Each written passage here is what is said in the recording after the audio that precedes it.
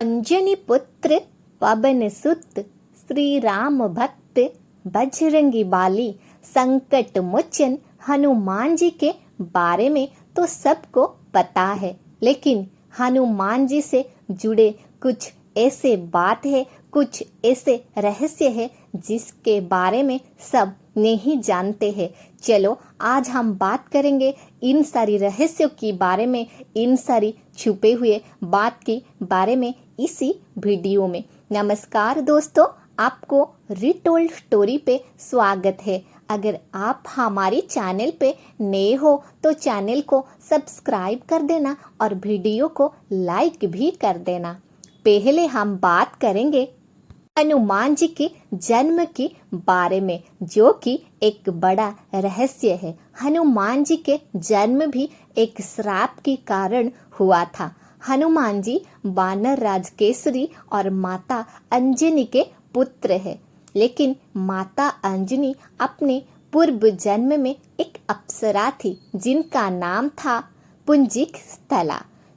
एक बार देवराज इंद्र के सभा में महर्षि दुर्वासा के ध्यान भंग के कारण महर्षि दुर्वासा ने क्रोधित होकर पुंजिक स्थला को श्राप दिया था कि वो अपने अगले जन्म में वानर रूप में जन्म लेंगे। उनसे कोई पुत्र या पुत्री जन्म नहीं लेगा, उनका जो पुत्र होगा वो वानर ही होगा।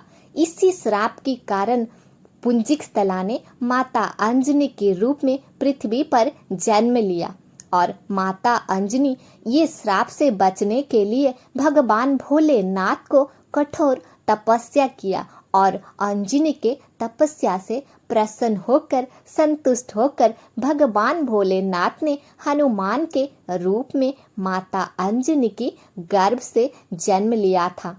हनुमान जी का जन्म भी एक बड़ा रहस्य है।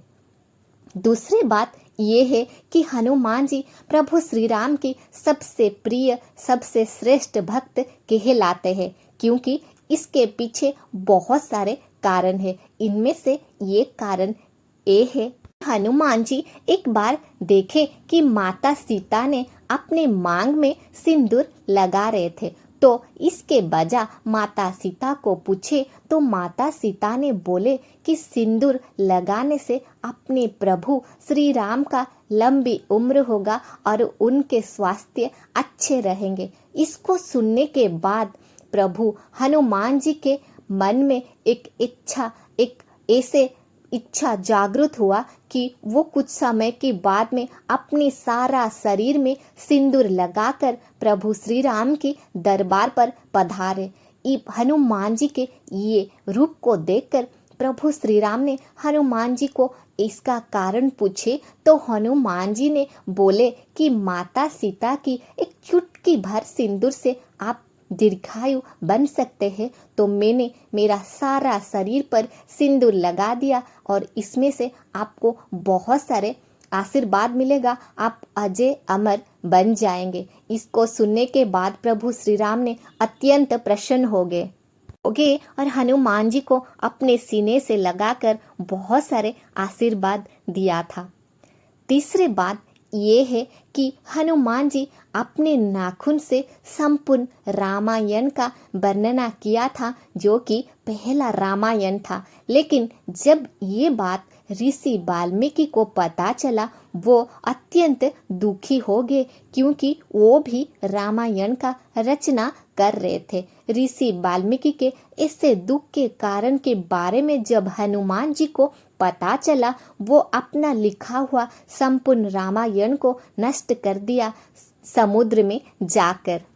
चौथा बात ये है कि हनुमान जी बाल ब्रह्मचारी है, ये तो सबको पता है, लेकिन बाल ब्रह्मचारी होने के बावजूद भी उनका एक पुत्र है। इसके पीछे कहानी ये है कि जब हनुमान जी लंका जा रहे थे माता सीता की खोज में, तब रास्ते में एक असुर उनको अवरोध करने के लिए, उनको रोकने के लिए प्रचेष्टा किया, तो हनुमान जी ने वो असुर के साथ भयानक युद्ध किया था और ये युद्ध से थक कर हनुमान जी का पसीना निकला और इस युद्ध के दौरान ये पसीना का एक बूंद जाकर गिरा समुद्र में एक मगरमच्छ के मुख में और इनमें से जन्म लिया था हनुमान जी के पुत्र जिनका नाम है मकर ध्वज।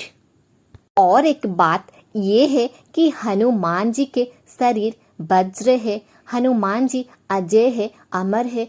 इनको कोई भी अस्त्र मार नहीं सकता, आग जला नहीं सकता, जल डुबा नहीं सकता और हवा झुका नहीं सकता, क्योंकि हनुमान जी को बहुत सारे देवी देवताओं की आशीर्वाद प्राप्त था। इसके पीछे कहानी ये है कि जब हनुमान जी बाल अवस्था में थे, वो सूर्य देव को पृथ्वी से देखा और सोचा कि ये कोई अच्छा फल है जो पक गया है, जो लाल रंग का दिख रहा है, और ये फल को खाने के लिए हनुमान जी को इच्छा इतना बढ़ गया कि वो उड़ान लगा दिए सूर्यदेव की तरफ, सूर्यदेव के पास पहुंचने के लिए और इसको खाने के लिए। लेकिन जब ये बात देवराज इंद्र को पता चला, इंद्र ने हनुमान जी को पथ रोका और उनको बहुत समझाया। लेकिन बहुत समझाने के बावजूद भी जब हनुमान जी ने ये बात को नहीं समझे, तो देवराज इंद्र ने क्रोधित होकर हनुमान जी के ऊपर अपने वज्र से प्रहार कर दिया। हनुमान जी तब बाल अवस्था में थे और वज्र के प्रहार से उनका हड्डियां टूट गया। ये बात को देखकर पवन देव ने अत्यंत क्रोधित हो गए और चारों तरफ वायु का चलाना बंद कर दिया और इसमें सारे सृष्टि पर हाहाकार मच गया। सभी देवी देवताओं ने अत्यंत कष्ट में आ गए। जब ये बात के कारण, इसके पीछे के कारण सभी देवी देवताओं की पता चला, तो सब लोग मिलकर पवन देव की शरण में आए और इंद्रदेव ने पवन देव से क्षमा मांगे कि हनुमान जी के ऊपर अपने वज्र चलाने के लिए। तब इंद्रदेव ने हनुमान जी को आशीर्वाद दिया, वरदान दिया कि हनुमान जी के शरीर वज्र का जैसे बन जाएगा, उनको कोई भी अस्त्र, कोई भी आग, जल या पवन कुछ कर नहीं सकेगा। और ब्रह्मदेव ने हनुमान जी को अजय अमर होने का आशीर्वाद भी दिया और सभी देवी देवताओं ने बहुत सारे आशीर्वाद हनुमान जी को दिया था। और ऐसे बहुत सारे बात है हनुमान जी की बारे में जो कि बहुत रहस्य भी है। आपको हमारी कहानी कैसी लगी कमेंट करके जरूर बताना। चलो फिर मिलते हैं कुछ नई कहानी के साथ। तब तक जय श्री हनुमान की।